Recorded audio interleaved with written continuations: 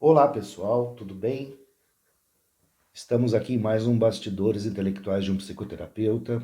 Eu sou Paulo Beizoni, psicólogo cognitivo-comportamental, e hoje eu gostaria de estar conversando com vocês a respeito da depressão. Certa vez eu morava num bairro, num bairro, e nesse bairro haviam vários terrenos. E eu estava na frente de casa conversando com alguns vizinhos, aquela conversa, jogando conversa fora. E na conversa surgiu o assunto de uma pessoa que todos nós conhecíamos que estava passando por uma depressão muito séria, uma depressão muito grave. E conversando sobre essa pessoa, um dos vizinhos interrompeu a conversa e apontou um terreno que tinha ali com mato muito alto e falou assim: depressão? Olha que terreno bom para carpir. Cura qualquer depressão. Partindo dessa situação que eu vivi, eu quero hoje conversar sobre a questão da depressão, porque é fundamental manter o diálogo, manter o debate sobre isso. Porque trata-se de uma doença. A depressão não é frescura. A passagem e a situação que eu citei para vocês, ela mostra claramente o estigma que existe em cima da depressão. Ela não é só tristeza. A tristeza está na depressão, mas ela é muito mais do que a tristeza. Trata-se de uma doença incapacitante, muitas vezes. Dependendo do grau, ela incapacita a pessoa a tocar a própria vida. Mas como ela não aparece em nenhum exame, seja um exame de sangue, um raio-x, uma ressonância, como não há nada fisicamente aparente que justifique a incapacitação da pessoa, as pessoas que estão em volta tendem a achar que a pessoa não tem nada, que é só tristeza, e começam, né, ó, vamos lá, o mundo tá aí, larga de moleza, e muitas vezes uma frase muito complicada, né, larga de frescura, vai à luta.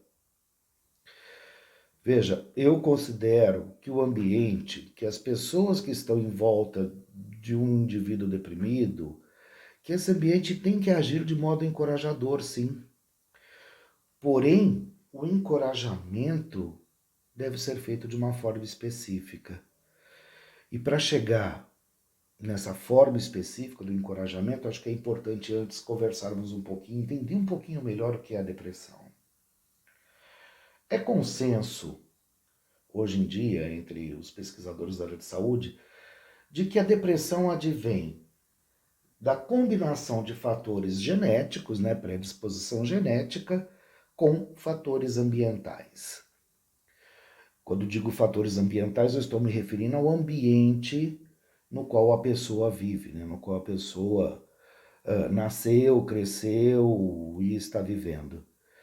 Isso quer dizer, inclusive, que a pessoa ela pode até ter a predisposição genética para depressão, mas não necessariamente apresentar depressão. Porque o que vai disparar essa predisposição, o gatilho, é a situação ambiental. Então, na construção, né, se é que podemos falar assim, da depressão, partimos da predisposição genética e conforme a pessoa vai crescendo, se ela vai aprendendo que para ela as coisas são muito difíceis, que ela não é uma pessoa competente, que as pessoas não gostam dela, que não há nada de bom na vida dela, ela vai se sentindo abandonada e ela vai vivendo sempre situações nas quais nada dá certo para ela, ela tenderá a construir uma autoimagem como uma imagem de si mesmo muito ruim e, consequentemente, uma autoestima muito baixa. Daí se inicia, então, um ciclo que chamamos de autorreforçador. Ou seja, ele se autoalimenta, né? A pessoa, em função de toda essa história de vida, ela criou ideias, né, que chamamos de crenças, crenças muito negativas sobre si mesma, que são chamadas crenças depressiogênicas. Essas crenças que estão lá nos parâmetros de pensamento da pessoa provocam pensamentos rápidos na cabeça dela. Ah, não sirvo para nada, eu não dou conta de nada, eu não consigo sair dessa. Que são pensamentos automáticos sobre os quais a pessoa não tem controle. Desse ciclo, começa a se estabelecer um humor deprimido. A pessoa fica fisicamente ou até fisiologicamente mais rebaixada. E isso vai alimentando a ideia de que ela não serve para nada. E, consequentemente, então, vai havendo uma retroalimentação, né? Vira-se uma bola de neve. E aí o quadro depressivo se estabelece. Dessa forma, a pessoa então vai construindo e principalmente retroalimentando uma imagem de derrotado, de incapaz, ela perde o desejo por pequenas coisas.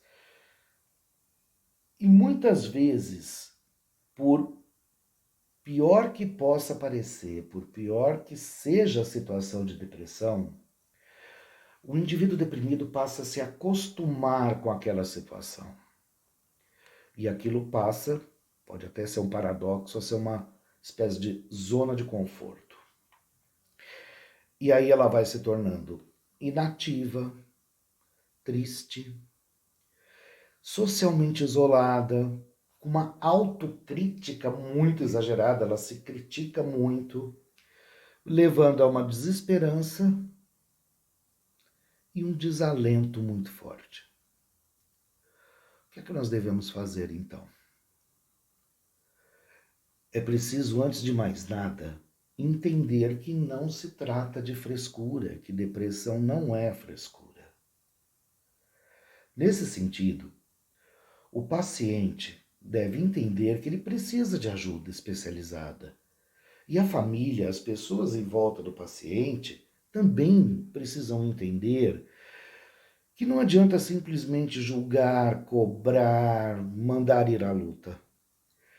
É preciso, primeiramente, acolher o indivíduo deprimido, tentar ser empático, se colocar no lugar dele. Daí estimulá-lo, encorajá-lo a buscar ajuda, encorajá-lo a aceitar ajuda especializada. Dá trabalho? Sim, dá muito trabalho. Mas muitas vezes é preciso, inclusive, acompanhar o paciente, acompanhar a pessoa no tratamento. É trocar o levanta daí, larga de moleza, pelo vamos lá, eu te ajudo. Muitas vezes é necessário psicoterapia para isso. A terapia cognitiva comportamental, ela atua de forma prática e objetiva na reestruturação desses pensamentos derrotistas. Existem casos que a medicação também se faz necessária.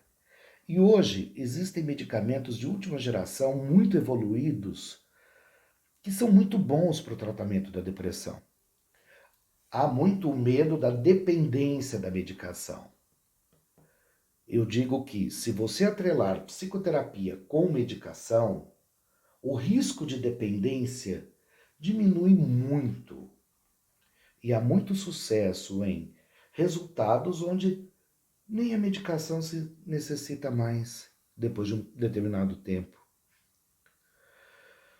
Agora, fundamentalmente, o paciente, a pessoa deprimida, ela deve dar a si mesma a chance de sair da depressão. Se você que está assistindo esse vídeo está ao lado de uma pessoa com depressão, acolha, encoraje-a a buscar ajuda. Agora, se você que está assistindo esse vídeo está passando por uma situação de depressão, Acredite, depressão tem tratamento. Depressão tem controle, depressão tem cura. Busque ajuda. A solução pode estar muito mais perto do que você imagina. Um grande abraço a todos. Nos vemos no próximo Bastidores.